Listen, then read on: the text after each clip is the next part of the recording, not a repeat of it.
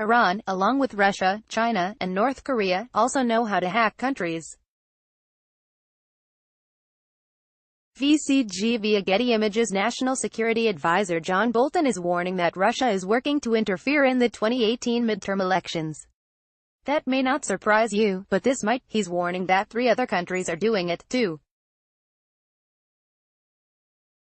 In a Sunday interview on ABC's This Week, Bolton said the Trump administration is worried that China, North Korea, and Iran have stepped up their efforts to meddle ahead of the November vote. I can say definitively that it's a sufficient national security concern about Chinese meddling, Iranian meddling, and North Korean meddling that we are taking steps to try and prevent it, Bolton told anchor Martha Raddatz. So all 4 of those countries, really? That comment came just one day after President Donald Trump hinted on Twitter that Beijing might prove troublesome before the midterms. All of the fools that are so focused on looking only at Russia should start also looking in another direction, China. The 4 countries Bolton listed have conducted cyberattacks on the U.S. before, mostly on American businesses and infrastructure, but only Russia directly interfered in an election. If the other 3 try to do the same this time around, it would be a marked escalation in the use of cyber methods by America's adversaries to derail its democracy. Russia and Iran are the real threats. Russia's intention is certainly clear, to undermine the American voters' confidence in the elections and to sow discord among the public. Its success doing just that in 2016 surely gave Moscow the experience and confidence to meddle yet again, which makes it the primary threat to the midterms, experts tell me. But why would China, North Korea, and Iran want to interfere? James Lewis, a cybersecurity expert at the Center for Strategic and International Studies think tank in Washington, told me that the others might be inspired by 2016, but that they likely won't interfere to the extent Russia will. In fact, China and North Korea will likely do little harm, per Lewis. Beijing doesn't want to give Trump any reason to escalate the ongoing trade war, where the U.S. already has placed tariffs on roughly $50 billion of Chinese goods. Pyongyang, meanwhile, likely won't do anything to derail diplomatic negotiations over how to dismantle its nuclear arsenal.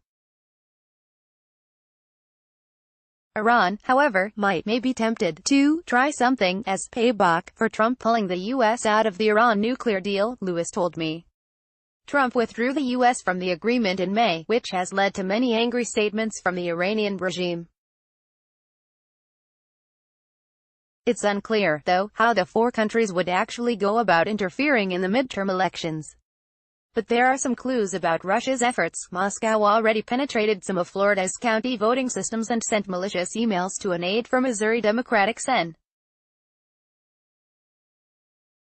Claire McCaskill, one of the most vulnerable Senate Democrats up for re-election this year. Both of those states feature closely contested races that could oust Democratic senators from office. Those 4 are our opponents in this new kind of war. It makes sense that Bolton named China, North Korea, and Iran along with Russia as potential cyber threats, mostly because they've plagued the U.S. in cyberspace for years. Those 4 are our opponents in this new kind of war, Lewis told me. Take China. In 2009 it hacked Google in part to spy on the accounts of Chinese human rights activists and other dissidents. 5 years later, Beijing stole sensitive information on around 22 million people, stored at the U.S. Office of Personnel Management, who had previously held security clearances in the U.S. government. North Korea's growing cyber army attacked Sony Pictures Entertainment in 2014 over a movie it produced called The Interview. The Seth Rogen and James Franco-led film centered on a CIA plot to kill North Korean leader Kim Jong-un. In retaliation, Pyongyang's hackers stole and leaked sensitive company emails and took down about 70% of its computer power. And starting in 2011, Iran attacked more than 40 American banks including JP Morgan Chase and Bank of America. The attack made it so the banks had trouble serving its customers, and customers had trouble using the bank services. Now, it seems, all 3 countries may try to interfere in U.S. elections.